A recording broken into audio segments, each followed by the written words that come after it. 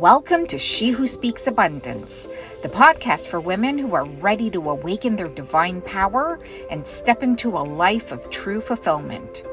We're your hosts, Cheryl Andrisani and Kelly Williams, two purpose-driven women who've transformed our lives through spiritual alignment, conscious mindset work, and the power of intention. Here, abundance is more than just money. It's a mindset, it's a frequency, and it's your divine birthright. Each week, we'll share real conversations, practical tools, and spiritual wisdom to help you reclaim your worth. It's time to rise into the abundant life that you were meant to live. Let's get this party started.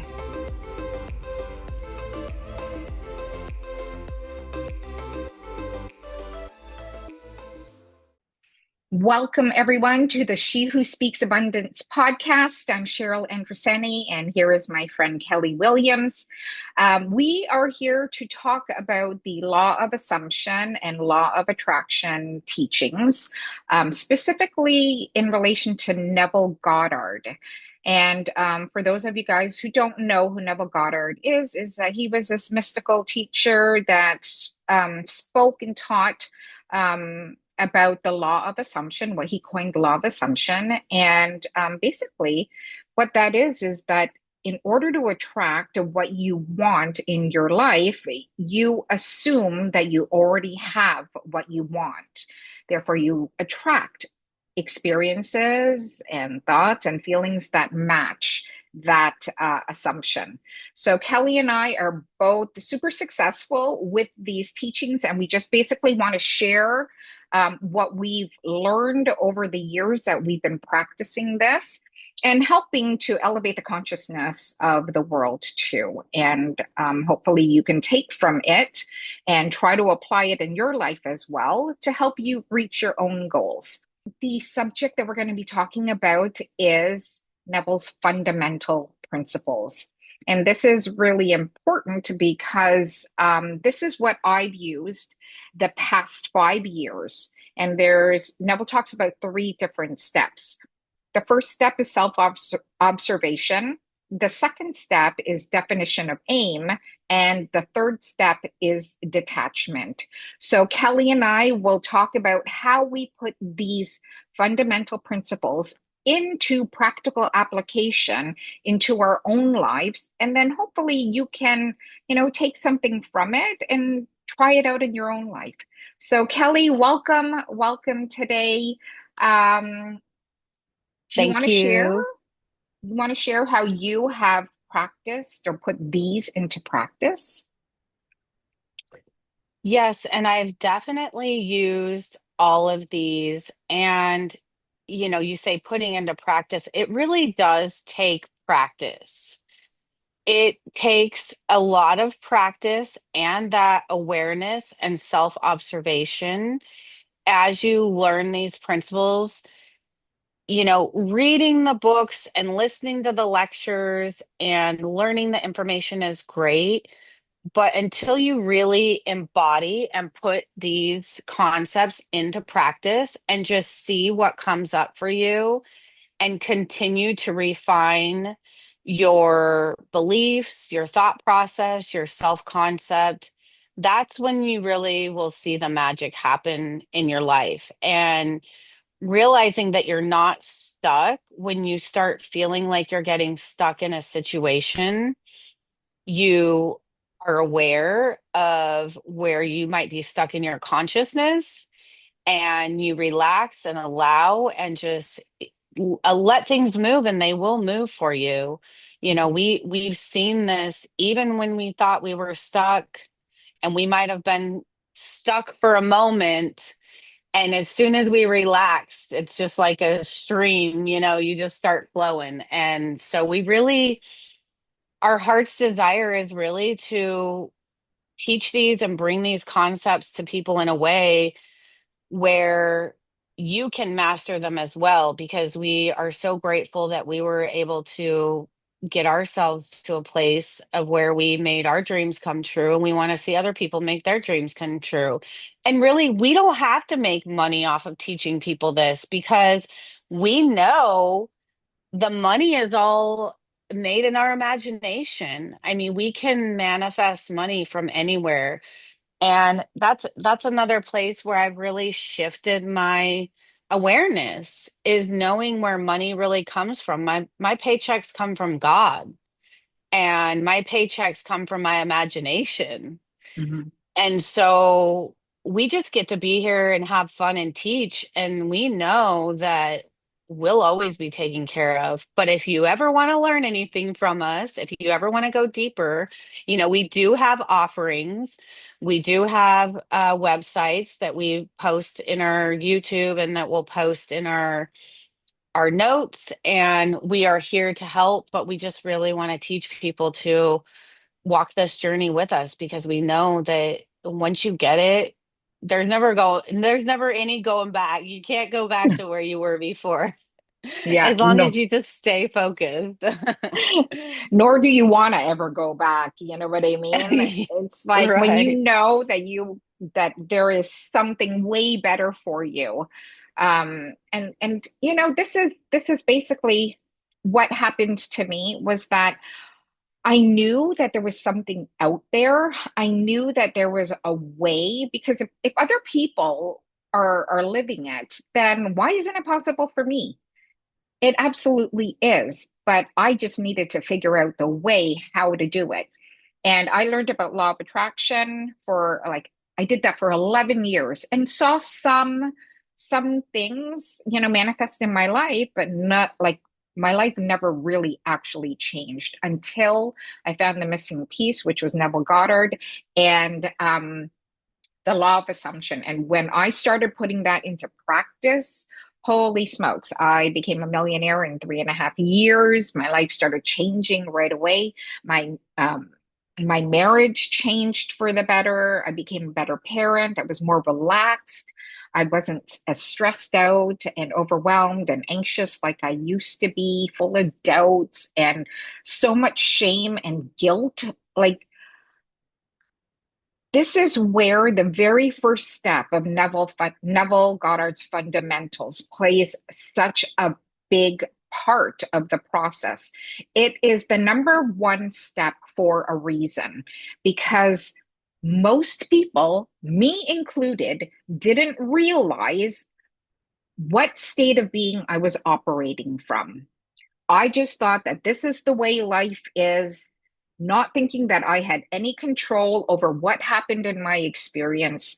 And I realized that I wasn't actually creating my life experience. What I was doing, I was constantly reacting to everything that was happening in my world. And if you live a life where you're constantly reacting, well, you know what you get back is more of the same shit that you want to get away from. So, this is why it's really important. The very first step to change is self-awareness. You observe yourself, how you're reacting to what comes in your life experience. Also, observing what is in your life because your state of being has called in all the experiences that you're currently experiencing. So it's really important to take note of, okay, what is currently happening now? Who are the friends that I'm hanging out with? And do they help me expand? Or are we just rehashing more shit together and keeping each other stuck? That's what ends up happening, right? And so when you play around and test it, like Neville says, I mean, number one, you got to understand who you are and how you're operating in your life. Otherwise, if you don't know, then how can you possibly change anything about your life if you don't even know where the problem is, right? And I'm going to bring up something we were chatting before the show about being triggered. And I'm not going to get into specifics, but it's just interesting that we had this conversation about being triggered because, a few months ago, I was going through a similar experience. Cheryl had an experience where she was triggered. I've had experiences where I've been triggered. I'm sure everybody listening has been triggered. And I literally, it was almost like a prayer. And I don't pray like I used to in religion, but I was like, I really would like to stop being triggered by all these little petty things that are happening in my reality.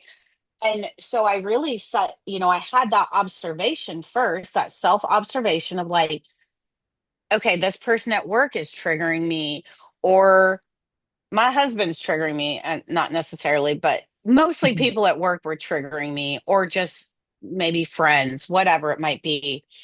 And I did some work subconsciously and went through some affirmations and noticed, who was triggering me. And another thing I did too was like journaling a lot about um, these experiences, things at work that were triggering me. And I wrote down, what I wanted to see in each of my work positions. And I said, every time I've written something down that works well for me, it comes true. Um, so if I say I have this, and this goal, it'll come true at some point. So I was like, I'm gonna write these things down that are not what's bothering me, but more like this. I would like to have more pay. I would like this person to treat me better. I would like to be appreciated. And through that, I was less triggered. And also people people left, people were fired. And I'm not saying I wanted people to get fired, but there was a lot of movement in a structure where you think like that could never happen. Mhm. Um, and things aren't perfect, but now it really taught me like to not necessarily get triggered, like where I'm getting up in my head and I'm replaying these situations and I'm putting myself in anxiety, but be like, okay, I'm a little bit triggered by this, but like last time I was triggered, I wrote these things down and I let it go. The detachment that Neville talks about, I let it go. I relaxed. I focused on what was in front of me. That's just my wonderful life, and everything worked out. So there's no reason to stay in this state of being triggered. You just observe, okay, I'm triggered right now. This is what I see that I'm not really appreciating. I'm going to say, I'd rather see this and let it go. Right. Yeah, I think And that a it lot of works. it really does. And I think that a lot of people, when they get triggered, so if something happens in your experience and it sets you off, like it makes you mad or it makes you angry, or you feel something that you don't want to feel, then a lot of people think I'm doing something wrong, or they get discouraged and, they think that it's not working. But really, I want everybody to have a perspective shift when it comes to being triggered, because people think that it's a bad thing. I now don't think it's a bad thing. I actually think that it is a good thing, because when you're triggered by something, there is generally a belief underneath that is not serving you. And that's why you're reacting the way that you are. Okay. So when I get triggered by things now, I see it as a good thing, because now it's bringing up to the surface something that maybe I wasn't consciously aware of. But the fact that I'm triggered means that, okay, I'm not seeing this the right way. And there is a belief that I have within myself that I'm not consciously aware of, that now this triggering event is giving me an opportunity to, number one, dig up whatever it is that it is, right? Do a little bit of self observation work, do some self reflection work, really get curious. Okay, why did I react that way? And then when you can find what the belief is, you can then release it and say, okay, this is not serving me anymore. What belief now can I replace it with so that the next time this happens, I won't be triggered again? And if you do get triggered again, that means that there is still some kind of healing work that you need to do. And it's about every time that that trigger comes up, I'm going to start, because I'm aware of it now, I'm going to start repeating the new belief instead of the old belief, right? And then you'll know that you have planted or believed for better when that situation no longer triggers you, where you are not bothered by it anymore. That's when you know that you have successfully healed yourself when it comes to that particular situation or that particular person or whatever belief that you had about it. So for me, I think this is perfect. You know, the fact that I am getting better and better because now I've gotten rid of a certain belief that wasn't serving me. And now I've replaced it with something that's more empowering instead of disempowering, right? So, do you want to give an example of how you use the first step awareness in helping you?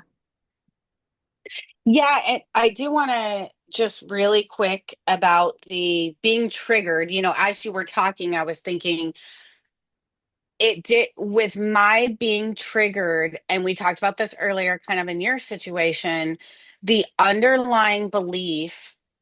Okay, there's usually two main reasons for me that I get triggered.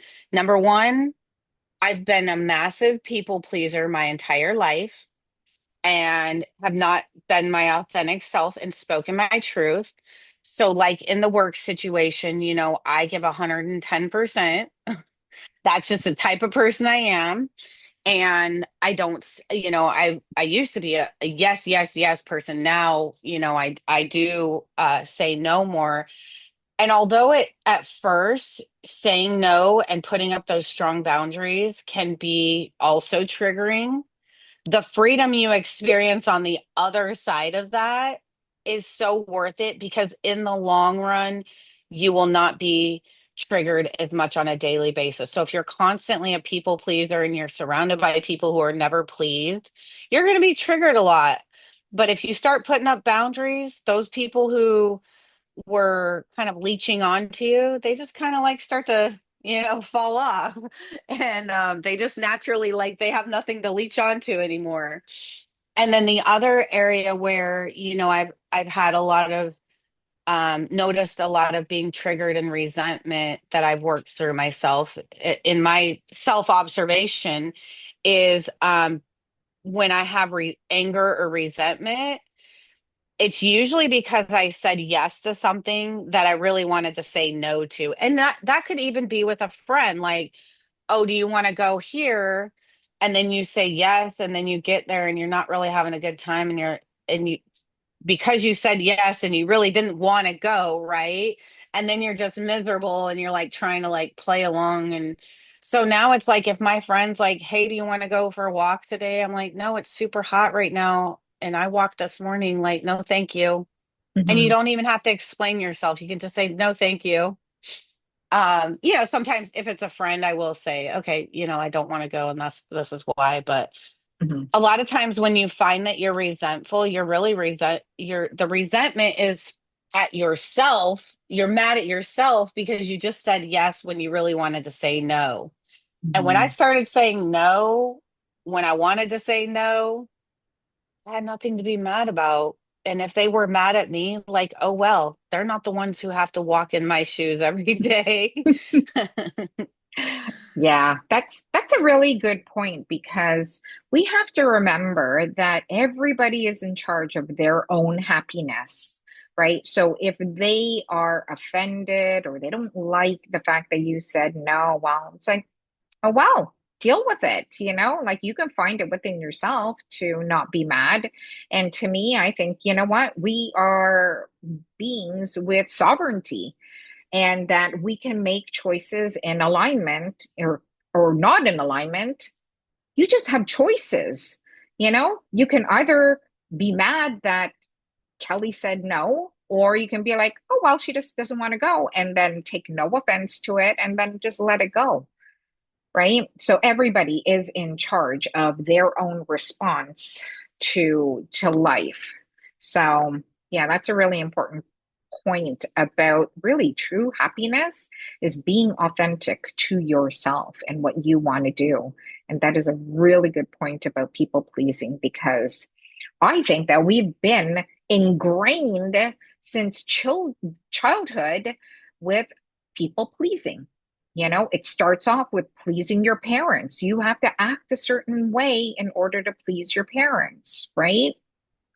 You have to act a certain way and be a certain way when it came to school and pleasing your teachers or pleasing your friends. And of course, I think that that's one of our basic basic wants as a human being Yeah. And it's like a is survival response going back to when we had to do certain things for survival that we don't really have to do anymore, you mhm, know? yeah. Yeah, when you live in a village, I mean, if you're out on your own, Yeah. then your chances of survival are not good. But if you're part of a village that will help you survive, help you, hunt for food, cook food, clean, take care of the children, whatever. You have a whole community. I guess that's where that comes from, eh? It takes a whole village. It takes a whole village Right. to raise a child. um yeah, it was about community, and it was never a good thing if you were outlawed. So yeah, I can see where that comes from, like way back, like years and years. It's built into our genetics, right? Yeah. And so, going back to some of the examples where I've um, used this awareness and self observation, I think the being triggered is probably the most recent, and just looking at different situations where, okay, this is showing up in my experience. And, especially if it's a pattern, something keeps showing up. Okay, I'll give you an example. So, and like some of that stuff doesn't happen anymore. So it's like hard to come up with an example because it's like I have a lot of like just smooth sailing, but we'll say like, when you're constantly in fight or flight and you're stressed all the time, and you just automatically wake up and you're like in a shitty mood, and then like you're like, well, I know this is going to be a terrible day. Okay, you just like set the whole stage for your day. Then you stub your toe going to the shower, and then you're pissed off about that for about an hour, and then you lose your keys, and then you like break your sunglasses, and then you like run over a rock in the road. I mean, those are the kind of things where you're like, if you're having like a whole string of events like that where it's just like one after another, like that's when you really have to do the self observation and say, instead of being like blaming life and being like, go to work and be like, well, yeah, I woke up and I looked at my husband and I didn't like the way he looked at me. So I was in a shitty mood. And then like the wall jumped out in front of me and made me stub my toe. And then like this rock came out the road in front of me. Instead of like blaming everything around you and like, yeah, I just had a really shitty day, be like, what's my state right now? And how can I shift that? Because it's first and foremost is going to be your state, the state that you are in right now. If you can shift out of that, it will change. I still lose things, but very rarely. And you know what I do now when I lose things? I stop and I be very still, and I do not panic, and I go into my mind and I kind of look for the thing. So if it's like, my sunglasses, then I'll be like, okay, yeah, I remember I was in the laundry room and I'm pretty sure I set my sunglasses down. But notice how when you do it that way, instead of getting in that state of like, I lost my sunglasses, they're going to be gone forever. You're running around in a panic. You're like, I'm going to be late. Like, you really truly can be aware of your state and how you're reacting to things, and it will change like that. It really will, because like I said, I don't lose things like that. I don't have days like that anymore. I have had those days. I've had that life where it was just day after day after day of just like chaos. And done enough revision and like raising my consciousness enough to where I really don't have a lot of, like, I'll have moments like that, but I won't have days like that. So I don't know what comes up for you with that conversation. Well, I mean, I'm a mom, so I was driving my son to school because he ended up going to this art school that's about half an hour away from where we live. So instead of going to the school like that's just down the street, I have to drive him every day. And one of the things that was a sticky point for us was that he waits until the last minute to get in the car to get ready. He want like, oh, I just want to sleep in 10 more minutes, right? And then it's like I'm rushing out the door, right? And there have been times where I'm so irritated because I woke you up like 45 minutes ago. I said that I wanted to be out the door at a certain time, and we're still rushing. And then I'll go, and it's like I'll I'll catch every frigging red light on the way there. I'll get stuck behind a bus or I'll get stuck in construction, right? And because I was focused on being late and the feeling of rushing, well, that's my state of being. What do I get more of? Of course, I'll get stuck behind a bus. Of course, I'm stopped in construction, right? Because that is basically what I'm calling for. And so it's when you observe that, okay, why did I get so many red lights, right? And I'm like, what is this trying to tell me, right? Well, right now you're occupying a state where you feel rushed, right? And so when I calm down and I get myself, okay, I notice that feeling that I'm feeling rushed right now. Can I calm myself down? Yes, I can. And I use a whole bunch of different techniques, but it could be like just take a breath, like just take a minute and take a breath and like refocus yourself here. And then after I do that and I get myself to a calmer state, because if you're living from the end, which means that my son would already be in school on time. That's the end, right? That's actually what I want. I want him to be at Yes. school on time, in class, ready to go. And the state that I was in, where I was panicked and rushing, that does not match that end state. And so, how can I get myself to the feeling that I would feel when he's already in school, when I'm already driving back on the way home? I'm like calm and collect, cool, calm and collect. So, how do I get myself to that feeling so that things will flow better in my life, right? So I got calm. And then after that, I didn't get another red light after that. It was like me getting from where I finally did the work to change my state of being to get to the school. Like I was there in 10 minutes, which would have been normally a 15-minute drive for me. But everything just flowed after that. But I do want to say, like, when I first started doing this work, and the number one step, self observation, being aware of how you're reacting, being aware of how you're feeling.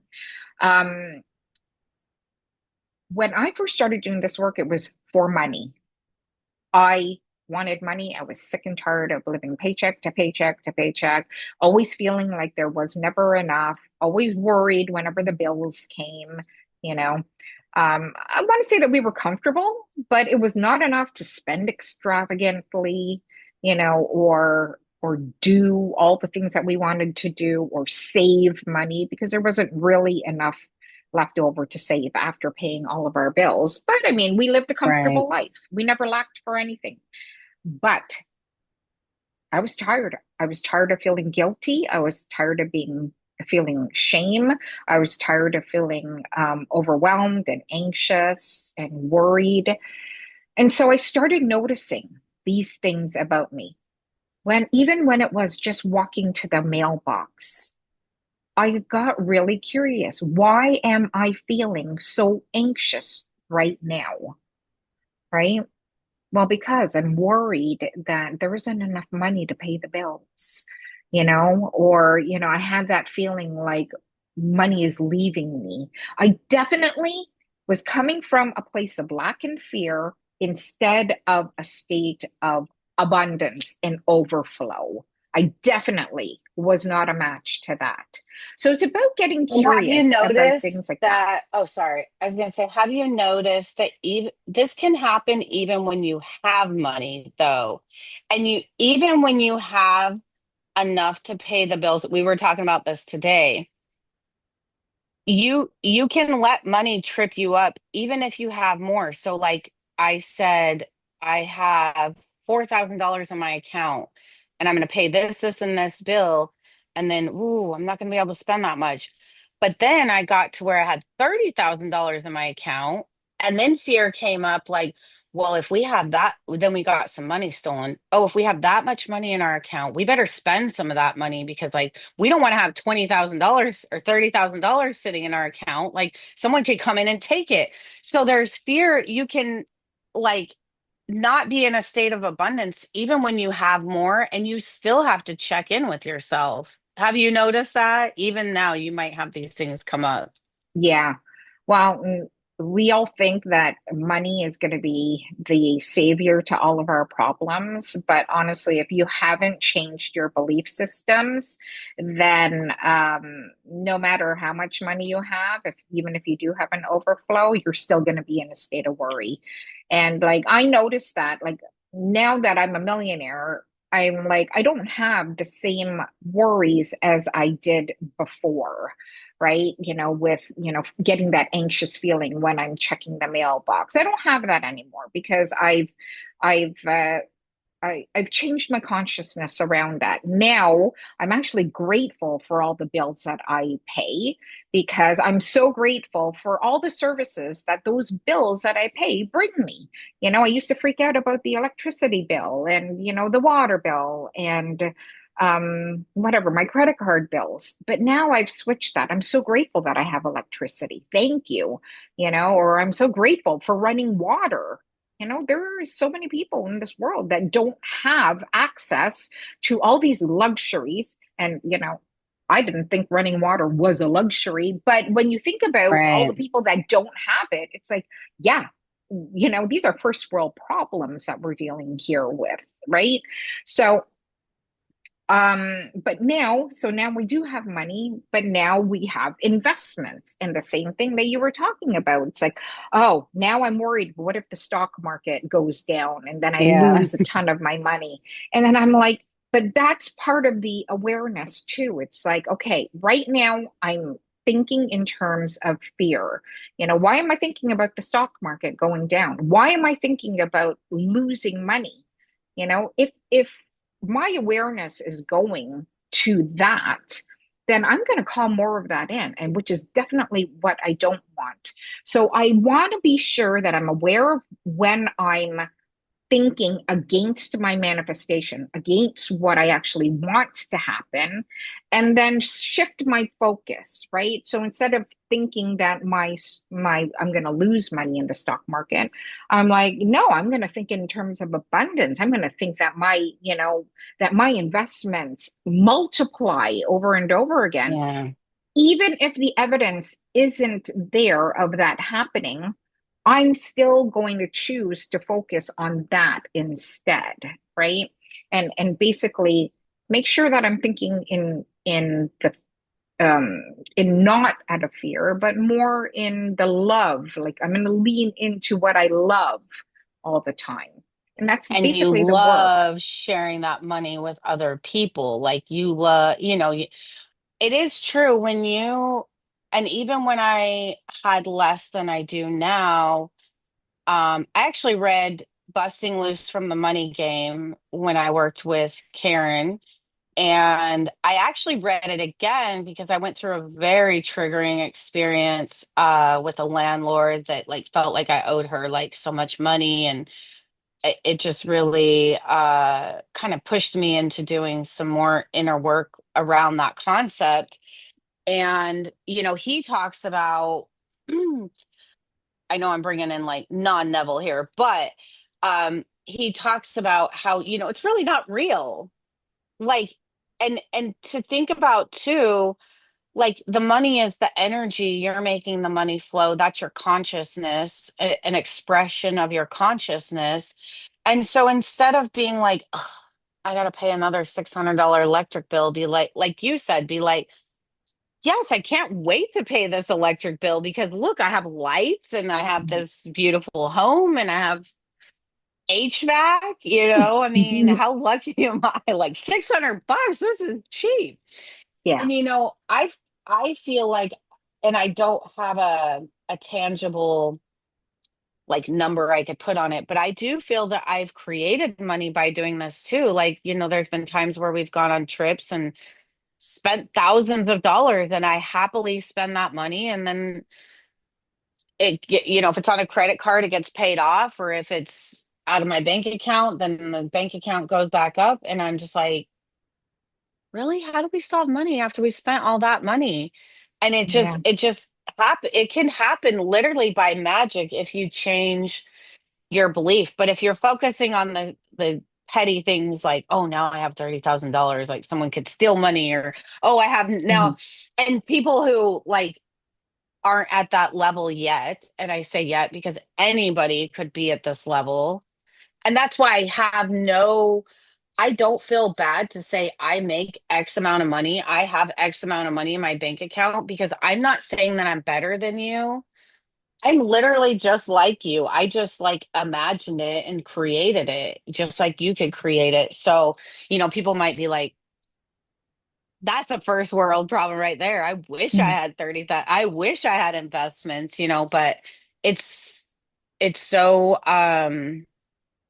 it gets to be easy and fun, and then you don't have to you can like drop the worry about it. You can just be like, hey, I don't have to worry about losing $20,000 out of my bank account. There's millionaires who have gone from millionaires to nothing.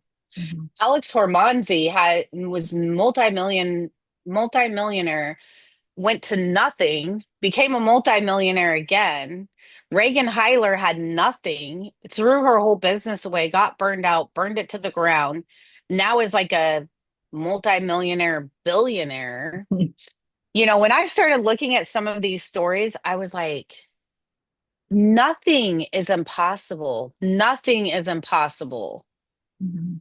And when you start having that awareness and realize the limiting beliefs, the beliefs you're placing on money, and how freaking abundant we are, and how abundant Earth is, and how easy it could be to create money, it will just flow. Like anybody can do it. Yeah. Anybody. We I are no agree with better than that. anybody else. We are no smarter. I see millionaires too that I'm like, oh, I'm not a multimillionaire like this person. This person is not that smart. But they have some kind of self-concept that I don't have yet, you Yeah. know? Yeah. And I know that we all want to get to where we want to get really quick, but I think that, what is beautiful about law of assumption is that you can bring, so you imagine the version of yourself that you want to be. Okay, so for me, I wanted to be a person that had freedom. I wanted to be a person that felt secure. I've always been a kind and giving person, so I'm going to keep those qualities. I like that about me, right? And so I wanted to have a certain amount of money in my account. And what's the beautiful thing about us is that we have our imagination that can take us there to that exact feeling. And then we can bring our future version of ourselves and imagine that we are it right now. And that's how we call in more experiences that are the same and how we become magnetic to the things that we want in this life. But a lot of people think that our imaginations are child's play, and it really isn't. In the Bible, it says to be as little children, right? Well, what are children really good at? They're good at their imaginations. They're good at making, a broomstick into a horse, and they really feel like they're riding a horse. And, I believe that God gave us that faculty for a specific reason, right? The Why do we have imaginations? Because we're meant to use it, right? It allows us to think bigger than we believe we currently are. And this is how we can use it to our advantage, right? Even though you can't see it, you can imagine it. And if you actually close your eyes and imagine that, you're going to evoke the same feelings within yourself, and your mind doesn't know, or your mind and body don't Yeah, like your know, subconscious. subconscious doesn't know whether or not what you're actually feeling comes from imagination or if you're actually really experiencing it. But because you're in that state, in that moment, well, because we live in an attraction-based universe, you know, the the universe is responding to that vibration, right? Any state is a certain vibration. And if you want to look at it like a radio, if you're transmitting, if you're on a certain channel and you're transmitting a certain frequency, well, that frequency is going to come back, and that's what you're going to hear on the radio. If I'm tuned into the classic rock channel, then what's going to return to me is classic rock music. If I want to physically change the channel to a rap station, well, I have to change that channel, which means that I'm got to be on a different frequency. And then when I'm tuned into that, that's what I'm going to get back. So people don't realize that now is the opportune moment to attract what it is that you desire. And your imagination is an amazing tool for helping you get there. But people think it's child's play, and it is absolutely not.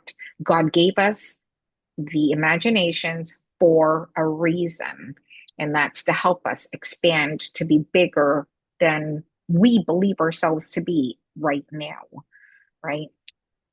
And I think that's where the self-observation comes in, because like you said, the subconscious doesn't know if if you can get in that feeling state and ignore what you see in the 3D, your subconscious doesn't know. But when you're working on moving into a new version of yourself or imagining something completely different, like say you're living in just like a cardboard box and you're like, I want to live in a mansion. Like you are traveling, what seems far to your conscious mind, and that's expanding you. So your conscious mind is going to start throwing up blocks, and it's going to start. Okay, so I have the perfect example, and this is not me, this is my student. I have students who are like, I want to have a better life. I want to start going to school. I'm going to start going to school for medical billing and coding, and I want to work from home. And for them, this is a huge thing. Some of them are homeless, some of them are single moms with hardly any money. They're getting student loans. They're trying to live a whole new life. I've literally had students who just enrolled in school and are super excited. And, like, for example, one student, she then dropped her laptop in a puddle, and her autistic son had to go to a different school. And then, like, stuff started happening. I mean, it was literally like her life fell to pieces when she tried to do this thing for herself.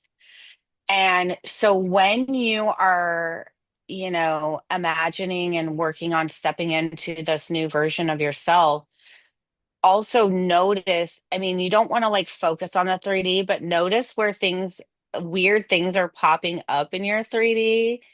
And if you can, like, just laugh it off. Just be like, look, this is crazy. Like, my conscious mind is trying to show me all these reasons why I shouldn't do this thing for myself. But like, I'm gonna live in the end, and like, I'm gonna get through this, and I'm gonna keep going, whatever the thing may be. And I'm not gonna give up on myself because I'm doing what's best for me. Um, and then it just might be, like, just certain, like, you'll be like, I'm going to be a millionaire. And then, like, either your conscious mind or someone around you will be like, well, that's never going to happen. And I Mhm. think that's one reason why Neville talked about like certain dreams that you have, certain desires that you have, be careful about who you tell. Unless you're really strong in your self concept, where I can be like, I'm gonna be a freaking millionaire. Like, I don't care what you say. But Mhm. some people are not ready to hear the naysayers yet. And Yeah. so sometimes when you are building something big and you have a big dream, it is best to not share that with certain people if you know that they're going to be like bombarding you with negativity and it's going to throw you off. Mhm. Really just like keep it to yourself and like stay super focused. Yeah, I absolutely agree with that because what happens is people will reflect your own doubt, right? And, a lot of people don't think that it's possible for them. So they don't think that it's possible for you to achieve as well, and they all think that they're protecting you. Oh, I don't think that you should do that. It might not be a good idea, but, I would like to say most people do it out of love and concern for you, but that's definitely not what you want to hear. You basically, if you have a dream, just do the inner work yourself within yourself, and other people are there to reflect you and to help you along that path. Could be on part of your bridges of incidents that happen along the way to you getting your final manifestation, right? Although there was never any final manifestation, it Yeah. keeps But expanding after seeing it that. in your yeah, seeing whatever the thing may be. Like Yeah. you did get your $1 million or millions of dollars. So that would be like your example of final. I got my dream home with a Hmm. pool, but Hmm. then there's always expansion. And my husband, he gets it more now, but there was a time where he was like, well, what are you not grateful? Because like you'll get the one thing and then you'll be like, well, now I have a new desire. And I'm like, but that's just expansion into Hmm. I'm expanding.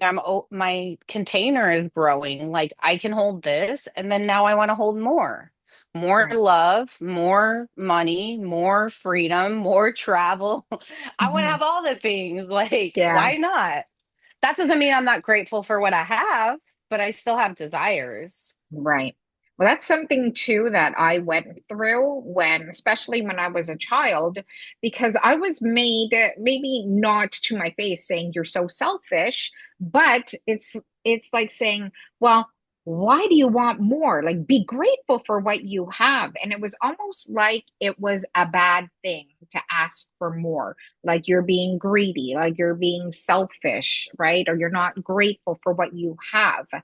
And that is absolutely not true. We are all children of God, and whatever we want, God wants to give it to us. I think that so long as it benefits us and benefits other people around us too, that it causes no harm to other people. And you never want to cause Right. harm or wish bad on another person, because it will always bounce back to you, because Yeah, that's wishing bad on you're the one. yourself. Yeah, basically anything you wish for another person or anything you wish for yourself is what you would wish for another person. So if you don't want harm to yourself, don't wish harm on another people, on anyone. Mhm. Um, because it that feeling always goes through you first, and you attract who you are being, right? So it's really important to be conscious of who you are being in this exact moment, because Neville says is that who we are being right now will always meet us again in our future. It doesn't go into the Yeah. past. We think that what we're doing right now goes into the past, but that's not true. Who we are being right now will always meet us again in a future experience. And so it's really important.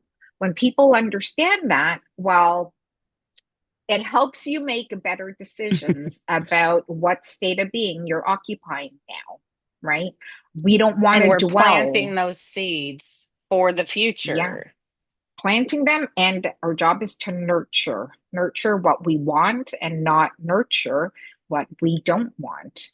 A lot of people are stuck in their problems. They dwell in all the shit that's going wrong in their lives rather than trying to shift their focus on what they actually desire, which is living in the end.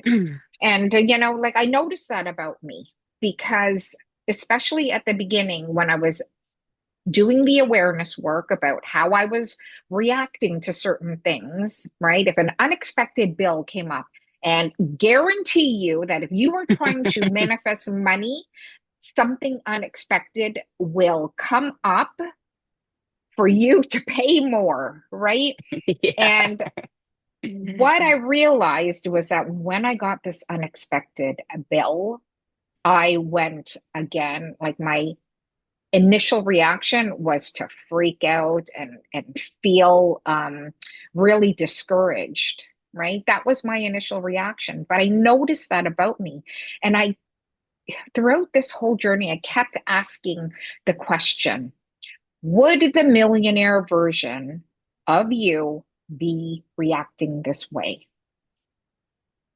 And most of the time, it would be, Yeah. no, she wouldn't. She'd be like, She would just pay the just bill. pay the bill. Who cares? You know what I mean? If you truly believe that you're a child of God and that God is your infinite supply, right? And so long as you're doing the work to focus on how you would feel in living in the end, which to me at the time was, I wanted to be a millionaire. So am I showing up in my life as that version of me? Because if I was still freaking out, I would just keep getting experiences to freak out about.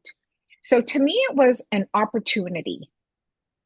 I have an opportunity right now to respond to this situation as the old version of myself, which is panicked, worried, overwhelmed, you know, felt friggin' poor. So I could react that way if I wanted to. But the future version of me, which I'm calling in right now, how would she react to this? She would be like, yeah, no problem. Pay it. I've got lots of money in the bank. More money is coming. You know, even if I didn't have the money back then, I was like, I don't know how the money is going to come, but I Yeah. know that it will. I'm going to lean and trust that it will show up. So, I mean, and I do this all the time. Like the other day, I just, signed up for more coaching and it cost me $700. Okay. And this morning, oh no, yeah, so that was 2 days ago. And I'm like, okay, $700, no problem. I know that that money is going to come back to me somehow, some way. I don't need to know how, but I'm going to lean into and trust that it will, right? Because it's a faith and a trust game, basically. Well, last night, somebody booked a free consultation call with me. He had been following me for a little bit. And this morning I had the call with him and he's like, yep, sign me up. You know how much? You know how much he paid me? 700? $700.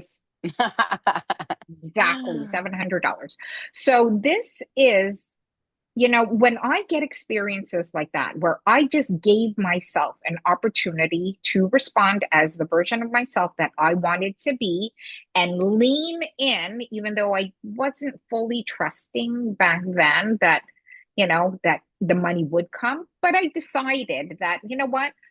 I can either be stressed out thinking, there's not enough money, or I could make myself feel better and say, okay, let's see if this works. Let's see if this works. Maybe the money will come, but I am going to lean towards that because Neville said that this is what you got to do. So then I just did it. And then shit like this would happen where it's like, oh yeah, this is the way, and what Neville said was going to happen actually did happen. And so every time I did it, and then I saw my world starting to shift, and I want to say that they're magical things that happened, but we know it's not magic. We call it in, Yeah. right? It's But based it on what seems we, really magical. it does seem magical. But now I like every time something like that happens, I trust more and more. I just continue to trust. All I know is that leaning into what I want instead of focusing on the lack feels so much better to me. So much so that, I'm discovering my power more and more. And I can't, like, I'm nowhere near an enlightened being, but I am making, doing steps towards mastering myself. That's what I'm doing, is I just test it, I experiment with it. It's my life that I'm experimenting with, and I've seen shifts. Like 5 years ago, I'm like, I want to become a millionaire. I don't know how that's going to happen, but I'm going to lean into believing that it's possible for me. And then it happened. So, this is why I want us to all have an open mind, like just be an open channel to receiving. Really keep your goal top of mind. What do you want? And you always make all decisions based on the version of yourself that has that goal, right? That's the work that we need to Hmm. do. And when you do the work to observe yourself and how you're responding or reacting doesn't match the version of you that you say that you want to be, and if you're noticing that you're not reacting in a way that is coherent to that version of you, well then you got to do the work. Then as soon as you notice, that, okay, why am I feeling in lack when my job is to feel abundant, right? And then doing the inner work to say, okay, why do I feel that way? What's the belief behind it? What can I, you know um number one, forgive myself for having that shitty belief to begin with, Yeah. right? And then doing the work to replace it with a more empowering belief.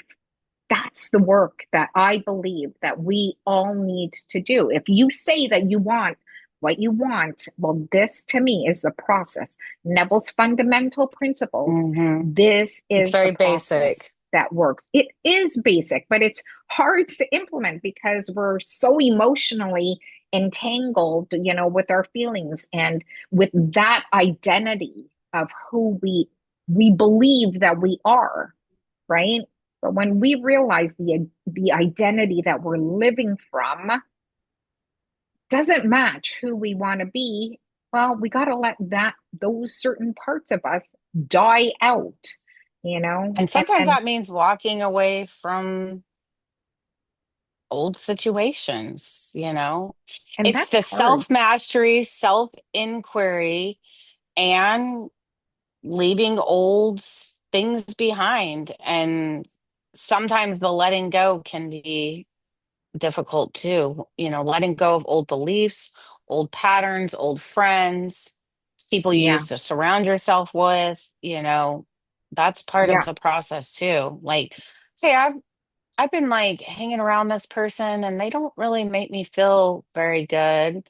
And it may be me, it may not be them, but like, why am I staying in this situation? It's just yeah, things like that, like asking yourself, okay, why is this showing up? Why am I reacting this way? Do I have to stay in this situation? No, because you're never stuck. So you can either revise the person and upgrade your relationship, or you get to choose to walk away. yeah, yeah.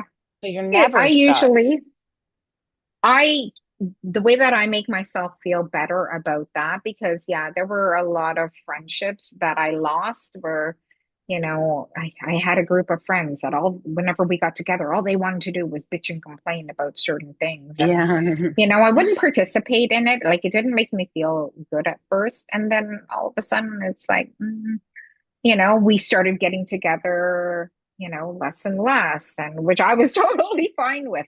But what I want to say is that at that point of my life, when I met these people, they served a purpose then. Okay.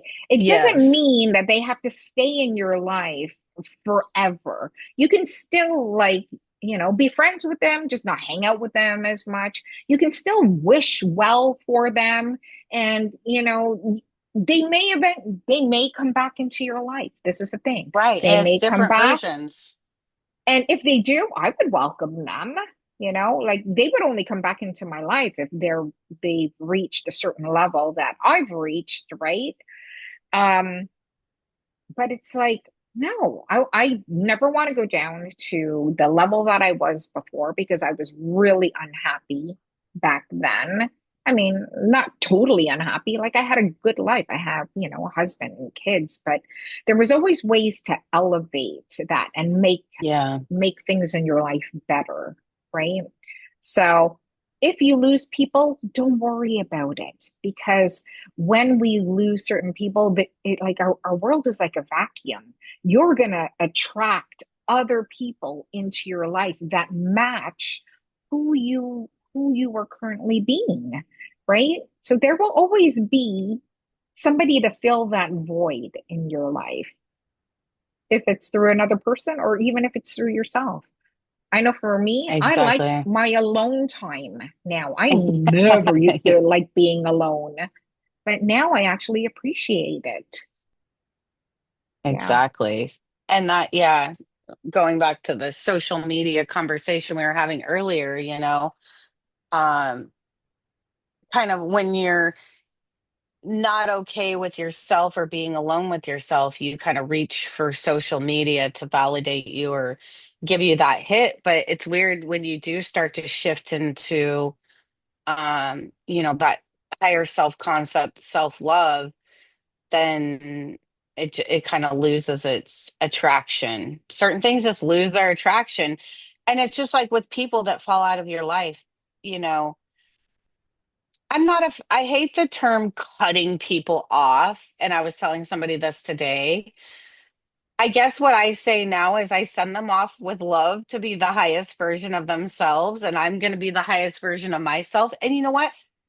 They may be so much happier without me in their life. It's like we don't have to be mad about it. It just is what it is.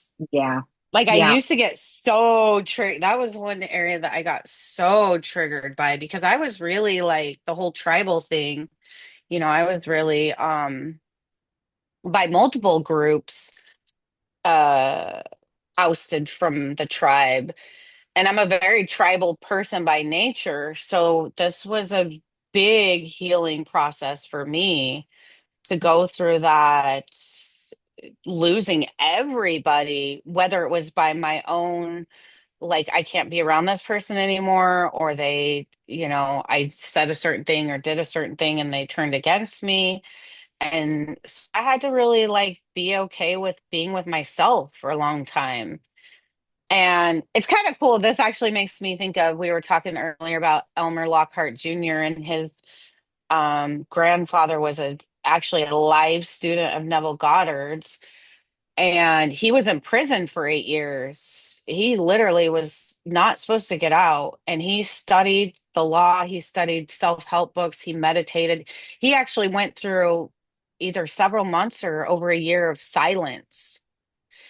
And that's a process. I think that's a big part of the process that people should consider going through. Not like going through a year of silence, but going through a period when you're really starting to study this stuff of being alone with yourself. Maybe not just sitting in total silent meditation, but just being alone and sitting with yourself and getting to know yourself, um and getting to know these concepts and practicing and playing and seeing how reality shifts. Like, you it's going to take you so much longer if you have all the distractions of life around you.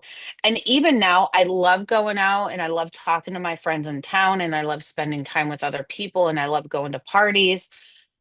But your your mental diet starts to kind of get off, just like when you go out and you eat food that you might not normally eat. And I'll start to feel like, okay, my mindset's kind of like getting a little weird here. Like I need some time to really just get clear on who I am again and sit with Mhm. myself. So that's another thing too is, just spending some time alone and Mhm. realizing who you are.